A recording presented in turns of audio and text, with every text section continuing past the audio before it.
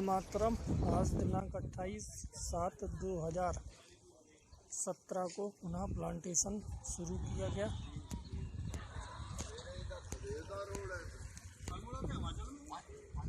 एक बार फिर चौहान साहब अपने 75 वर्षीय जवान, कितनी उम्र हो गई है आपकी?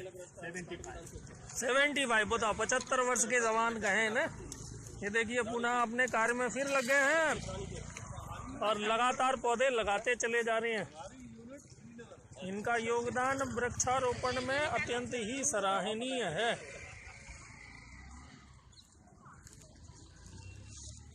गंगणपतये नमः। गंगणपतये नमः। आवाज धीमी आती है। गंगणपतये नमः। वृक्ष ही जीवंत ईश्वर है। इस परंपरा को आगे बढ़ाते हुए ये देखिएगा, ये बड़े बड़े वृक्ष लगा दिए। ये जामुन का पौधा है। कहते हैं जामुन पेट के लिए सबसे प्रभावी औषधि है। जामुन कोई खाता रहे पेट खराब नहीं होगा। जामुन की गुठली का भी चूर्ण बनाते हैं, उसका भी जो है उपयोग करते हैं। औषधीय उपयोग है जामुन का। लगातार पौधे लगते हुए ये वृक्ष ही जीवंत ईश्वर है। इस परंपरा को आगे बढ़ाया जा रहा है। ये देखिएगा, गंगणपतये नमः। गंगणपतये नमः। गंगणपतये नमः। गंगणपतये नमः। ये देखिएगा एक और पाखर का पौधा जो गूलर की प्रजाति का है। बहुत सारे पक्षियों को शरण देता है। हाँ, लगाओ लगाओ, डालो डालो। गंगणपतये नमः बोलते जाओ। गंगणपतये नमः। आवाज आनी चाहिए। गंगणपतये नमः। जोर से। गंगणपतये नमः। गंगणपतये नमः। आवाज गूंज जाए बिल्कुल। गंगणपतये नमः। दादाजी गंगणपतये नमः। क्या बात है, आवाज नहीं आ रही है बिल्कुल। रोहित भाई गंगणपतये नमः। गंगणपतये नमः। गंगणपतये नमः। गंगणपतये गंगणपतये नमः। गंगणपतये नमः। आप तो कैसे भी लगाओ भाई, लगाओ। ये शायद लवेरे का पौधा है। हाँ यार, ये तो बहुत ही बेहतरीन औषधि है। लोग इसके विषय में जानते नहीं। कहते हैं लवेरा के फल खाने वाला व्यक्ति कभी भी शारीरिक रूप से और मानसिक रूप से कमजोर नहीं हो सकता, किंतु इसका फल खाने के लिए भी जो है लोगों को अतिरिक्त प्रयास करना पड़ता है। काफी लिबलिबा हो जाता है, तो लोग खाने से कतराते हैं। गंगणपतये नमः। अरे सामने देखो यार, गंगणपतये नमः। आवाज निकलनी चाहिए। गंगणपतये नमः।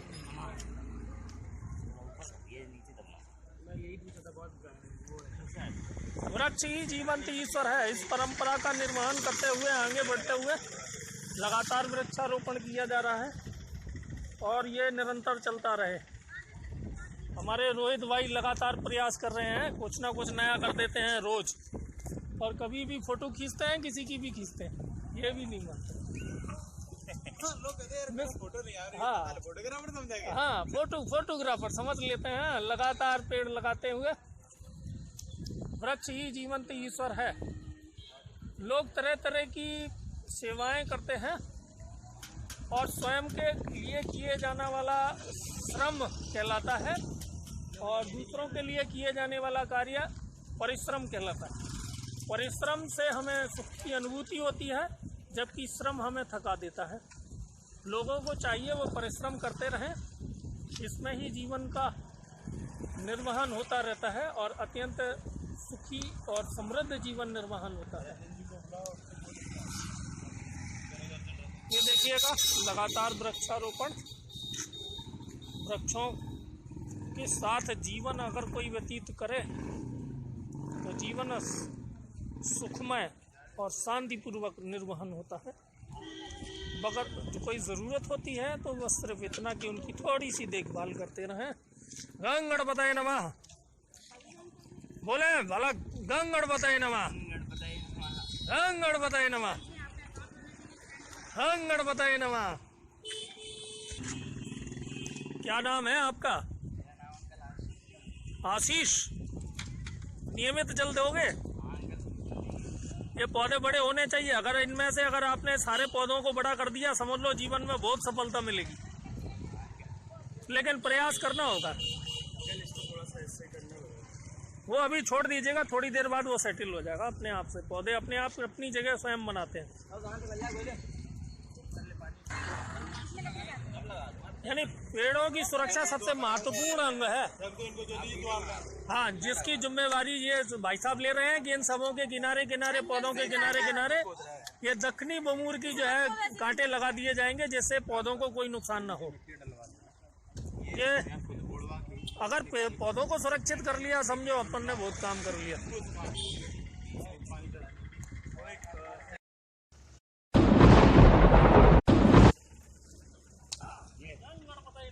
गंग गणपतये। कहते हैं खुद के लिए काम किया जाए तो वो श्रम आता है, श्रम कहते हैं, श्रम। और जो दूसरों के लिए किया जाए वो परिश्रम। और परिश्रम से आदमी को सुख मिलता है। श्रम से आदमी थकता है और सो जाता है। ये आज और लोग कहाँ गए? अरे हम तो ज़्यादा कितने हैं? हम तो 20 का कह दिया। कितने? नहीं 20 नहीं है। अरे और में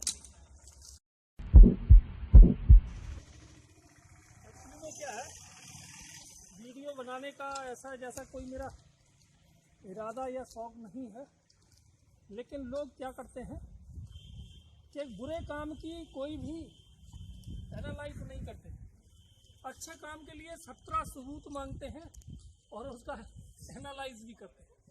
कहते हैं कैसे किया, कहाँ किया, क्यों किया, ऐसे क्यों नहीं किया, वैसे क्यों नहीं किया।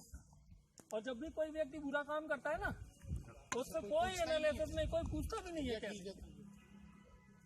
गंग गणपतये नमः। गंग गणपतये नमः। गंग गणपतये नमः। गंग गणपतये नमः। गंग गणपतये नमः। गंग गणपतये नमः। गंग गणपतये नमः। ये लगी रहेगा, कोई जरूरत ये पॉलिथीन ना पानी को सिक्योर करने के लिए हो जाएगी। अभी वो छोटा है ना।